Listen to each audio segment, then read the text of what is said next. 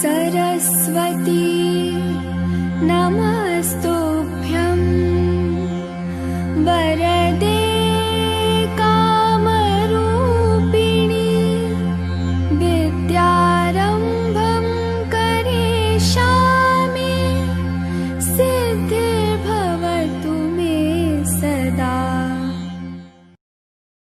Hello students, let's start chapter number 9, Bholi. And this chapter is written by K.A. Abbas. Let's see its title first. भोली. Students, ये भोली word जो है Hindi language का एक word है जिसका मतलब होता है भोली भाली सी, और we can say innocent.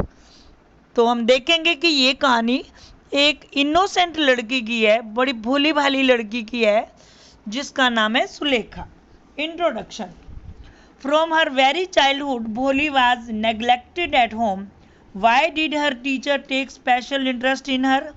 Did Bholi measure up to her teacher's expectations? Students, बचपन से ही भोली की घर में अवहेलना की जाती थी। उसकी टीचर उसमें स्पेशल इंटरेस्ट क्यों लेती थी? और क्या भोली अपनी टीचर की एक्सपेक्टेशन यानी कि आशाओं पर खरी उतरी? Let's see in the story. Let's start reading. Her name was Sulekha, but since her childhood everyone had been calling her Bholi, the simpleton. उसका नाम तो था सुलेखा, लेकिन बचपन से ही सभी उसे भोली अर्थात बुद्धू कहकर बुलाया करते थे। She was the fourth daughter of Nambardar Ramlal. When she was 10 months old, she had fallen off the coat on her head and perhaps it had damaged some part of her brain. That was why she remained a backward child and came to be known as Bholi the simpleton. वह गांव के नंबरदार रामलाल की बेटी थी। गांव में होते हैं ना बेटा, सरपंच होता है, नंबरदार होता है, मेंबर्स होते हैं। तो गांव का नाम नहीं आया यहाँ पर। तो रामलाल जो कि गांव का नंबरदार था, उनकी चौथी बेटी थी, यानी कि इसकी 3 बहनें और भी थी।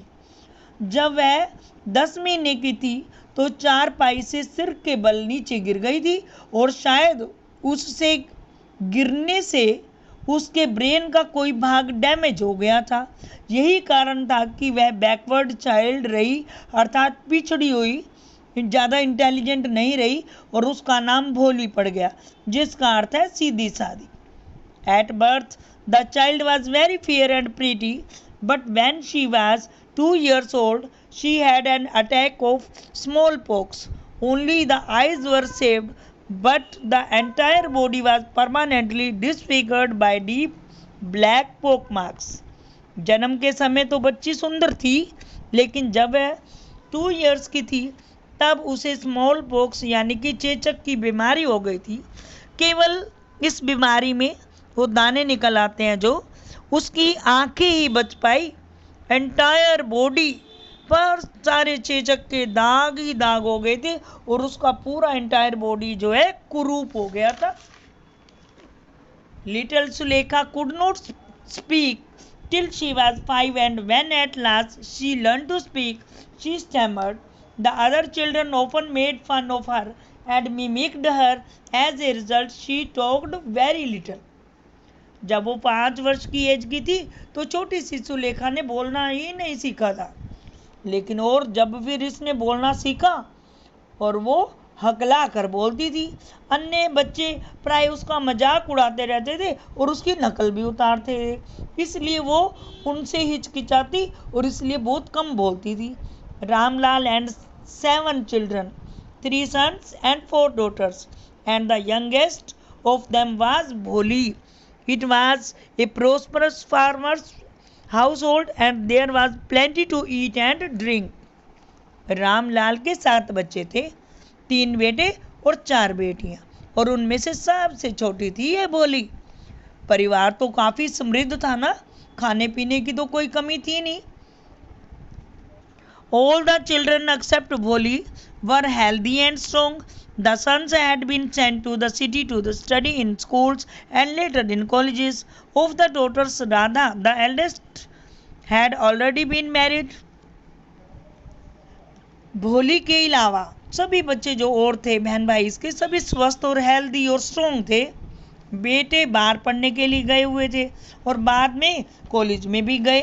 सबसे बड़ी बेटी जो थी रामलाल की, उसका नाम था राधा और जिसकी शादी हो गई थी। द सेकेंड डॉटर मंगला's marriage had also been settled, and when that was done, Ramlal would think of the third daughter Champa.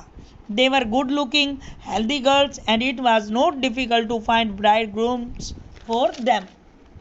दूसरी बेटी थी मंगला, अब उसकी शादी तय हो चुकी थी, यानी कि एंगेजमेंट तो हो चुकी थी। तब उसके फादर तीसरी बेटी चंपा जिसका नाम है उसके बारे में सोचेंगे।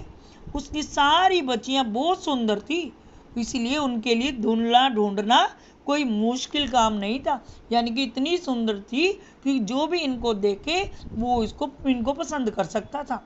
But Ramlal was worried about Bholi. She was not beautiful, she was not intelligent. लेकिन रामलाल उसके फादर अपनी बाकी बेटियों के बारे में कोई चिंता नहीं करते थे।